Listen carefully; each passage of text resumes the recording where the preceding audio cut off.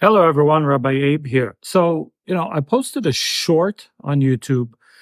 Uh, was it yesterday? I think it was yesterday. And in a very short amount of time, it got, within less than 24 hours, 8,000 views, which is good for my channel. But I also got a lot of love mail, if you know what I mean, in the comments, because some people I don't want to say didn't understand it and or maybe misunderstood it, or it just goes to show what can happen when things are taken out of context and you don't have the whole picture. My hopes were that people would go further and look for the video that is associated with that whole understanding of, does God punish? The name of the short was, does being good even matter? Okay. I mean, if you're a good person, does it matter if you're good or bad? I mean, does God reward you or punish you? Is there a reward or punishment?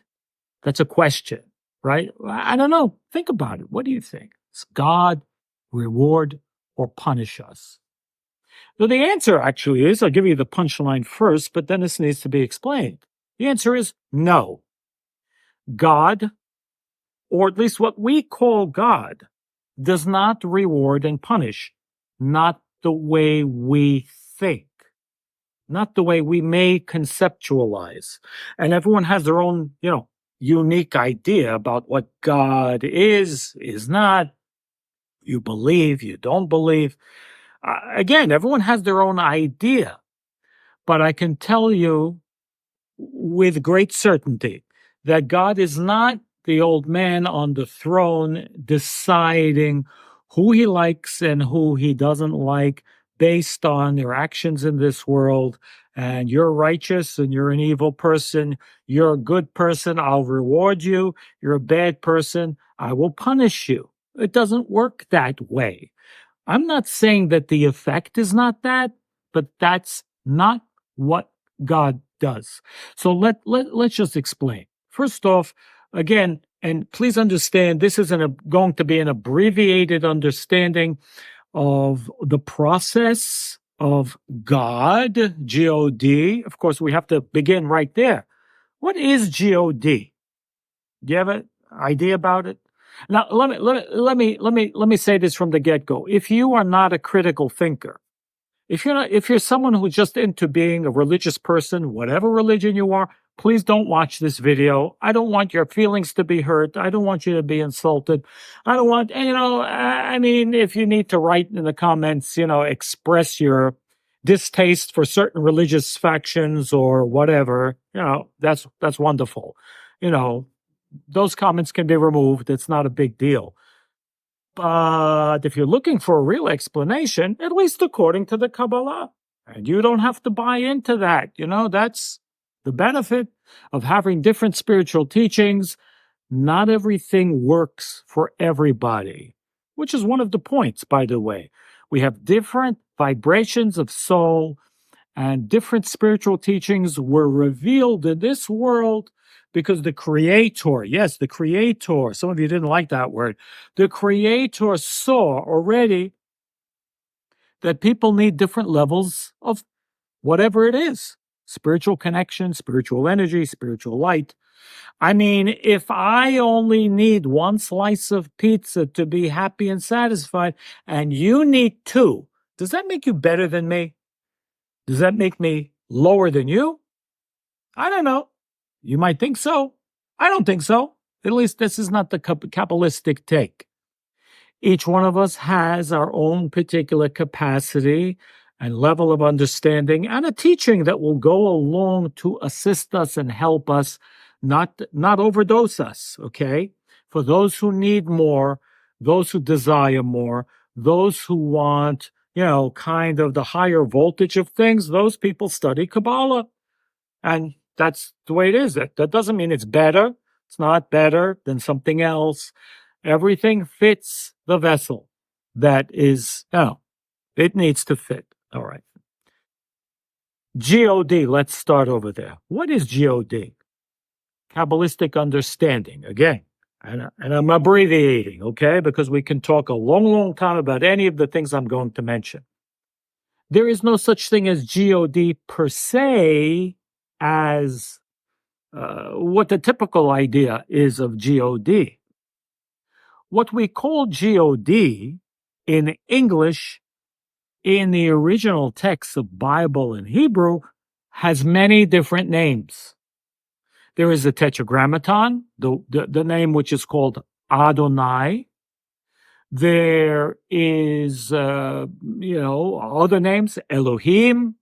There's Shaddai. There's the name that Moses learned at the burning bush. I will be in the Hebrew. I don't, if there's no need for me to pronounce it, then there's no need. But these are all different names. Why are they different names? Because these different names represent different levels of spiritual light of the creative force. They are different monikers that represent different relationships that we can have potentially with God's light.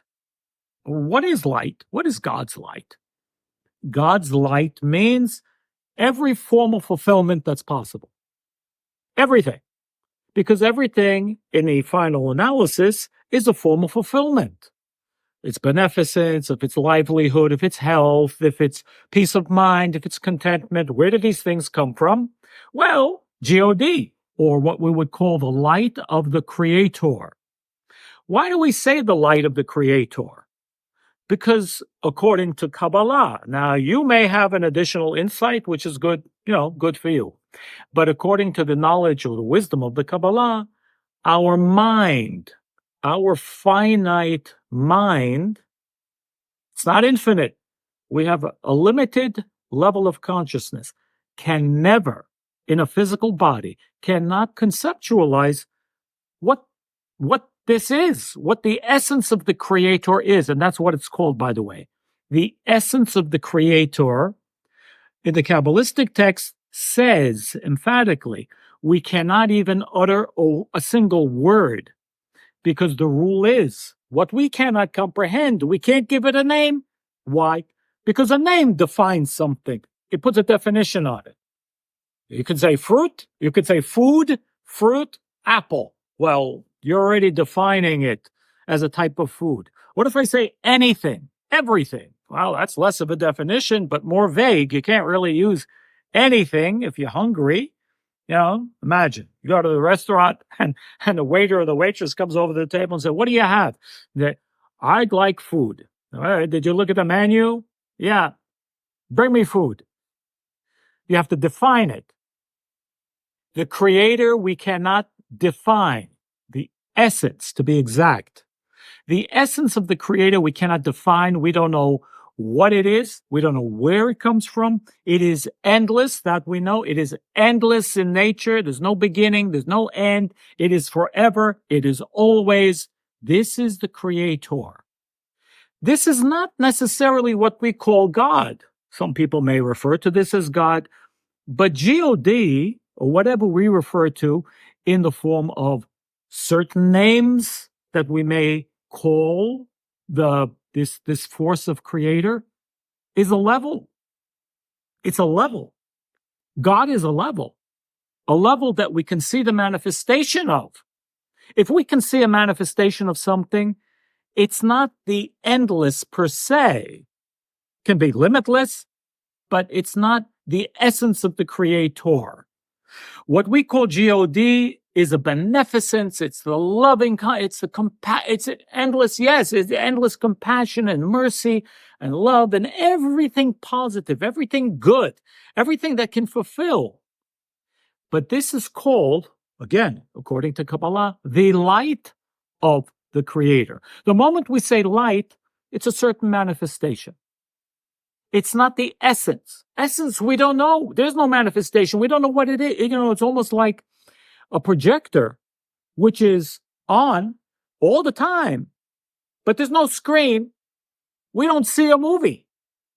The projector can be on endlessly, projecting every possible movie.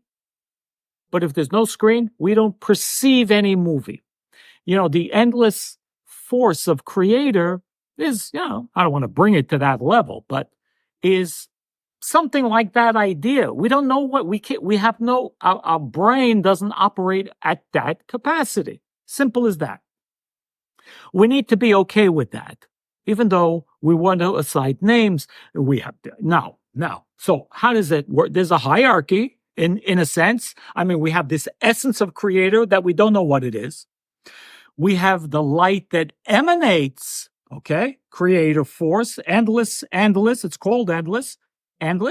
Then we have the light that emanates from the creator that we could call God, because this is already a manifestation of all of the beneficence of the creator.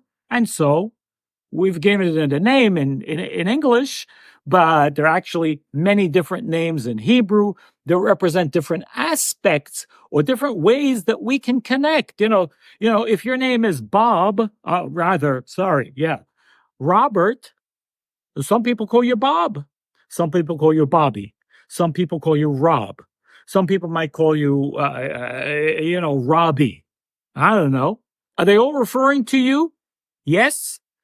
But, it's a different connection. It's a different relationship to you. And therefore, also, this light of creator has also different names for different aspects of how we can connect to it.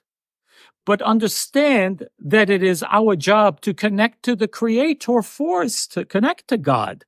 That's how we bring more good into our life. If you want to call that a reward, let's get now to this idea. Again, we have the essence of the creator. We have no concept of that. We have the light of the creator, which is the beginning of something. God force, let's say, the light of the creator. Then we have other names, other types of manifestations of that same light. There are angels. There are positive forces of angels. There are negative forces of angels. They have jobs. Some are to destroy. Some are to cause pain. Some are to heal. Some are to messengers to bring beneficence and so on. Sustenance, abundance. We have, those names on my website, RabbiAbe.com. If you didn't download them, go there, RabbiAbe.com. You can download them. Doesn't cost you anything. So there's a kind of a pecking order here, because there's a system how things operate. Things don't just operate haphazardly. There's an order in the universe. This creation has an order. There's a system. It's not haphazard. The purpose of learning Kabbalah is to understand this system. There are angels and so on also, and there's also constellations, which determine many things. Not that we're locked down by that. We learn about the constellations in order to rise above. Like Abraham, the patriarch, said, this is what we should do. Learn about it so you don't have to be bound to it or a slave to it. So there's a reason for that. We have our prior incarnations. So at any given moment in life, we go through difficulties, hardships, challenges, good. We don't necessarily know why these things are happening. When good happens, we don't say, why me? Only generally when bad things happen, we say, why me? I'm such a good person. Because we don't generally know. Things can be happening for a variety of reasons. Yes, Kabbalistic understanding can explain some things.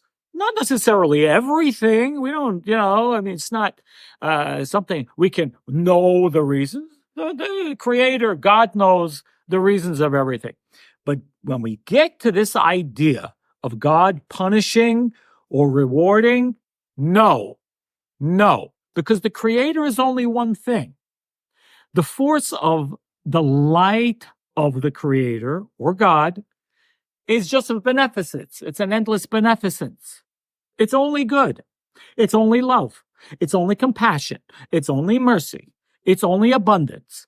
It's only all the good things that you can think of. That fulfillment, that's God. That's the force of the Creator. It's one thing. Only. It only shares and gives its beneficence.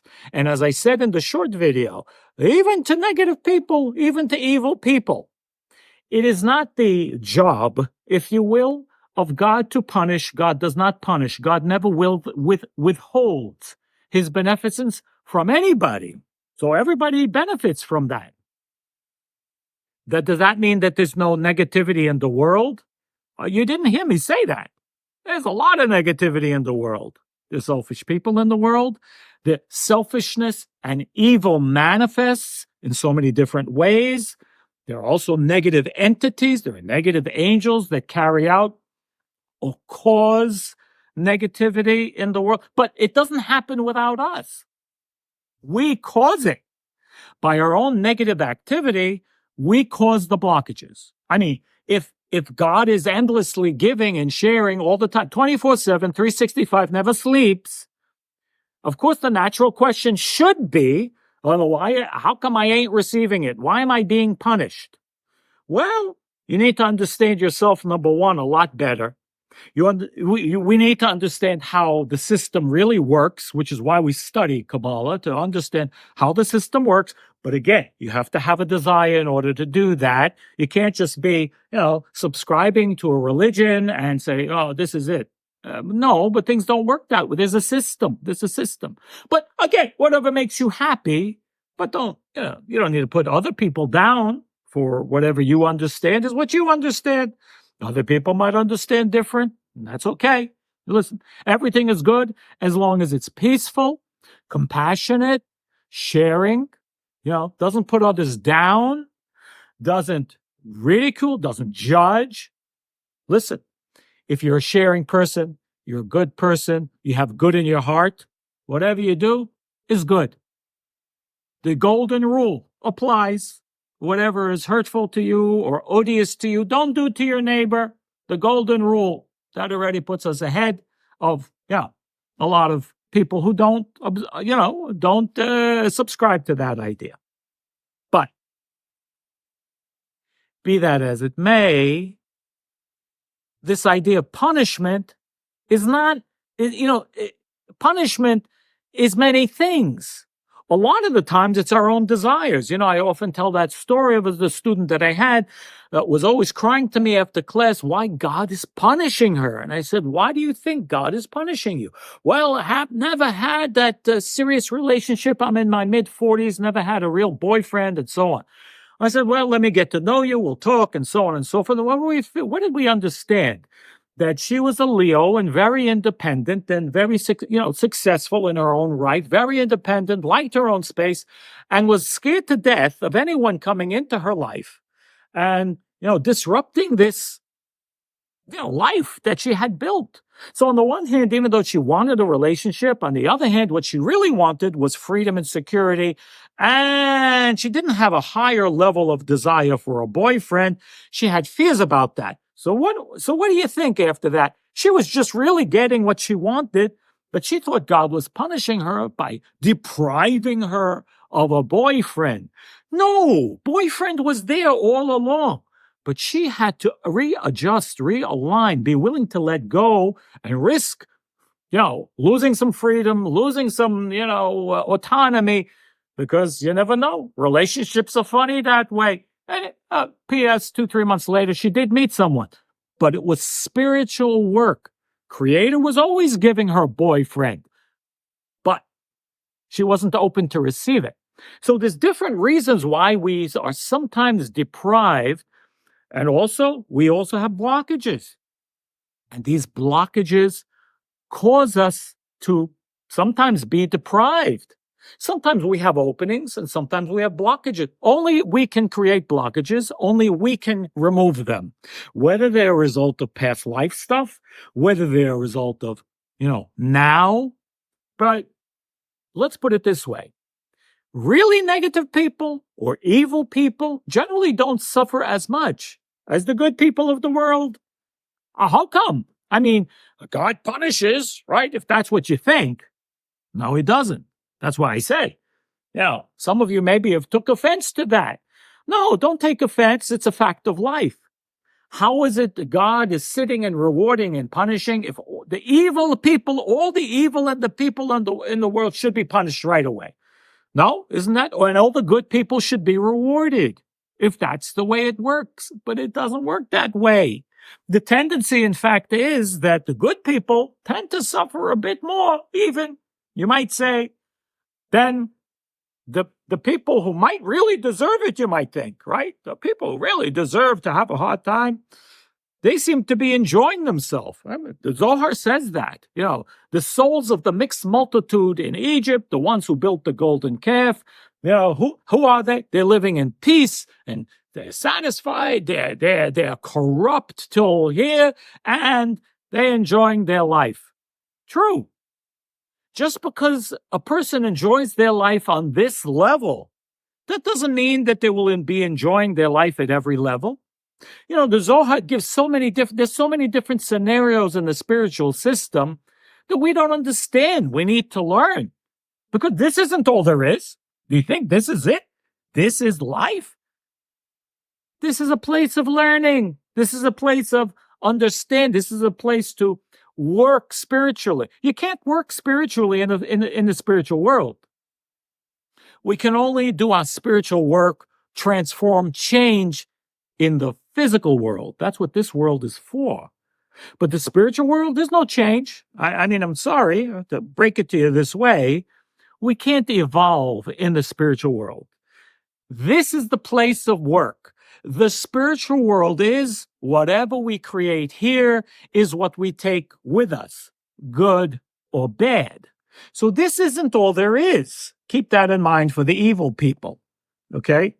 So, again, sometimes it just doesn't pay for the universe to give a truly negative person what they might deserve on this plane, because it won't help. The Zohar gives an analogy of a really, a bad child who, he misbehaves once, the parents, whatever, spank him.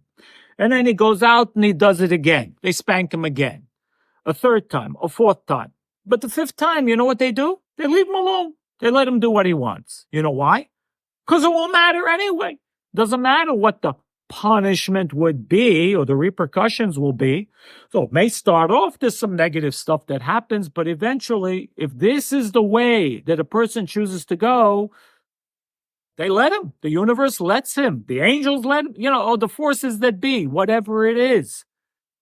Allow that person to do what they do, because they're just creating their future. Again, not necessarily in this life. So when we talk about reward and punishment, it's a very simplistic way to look at things.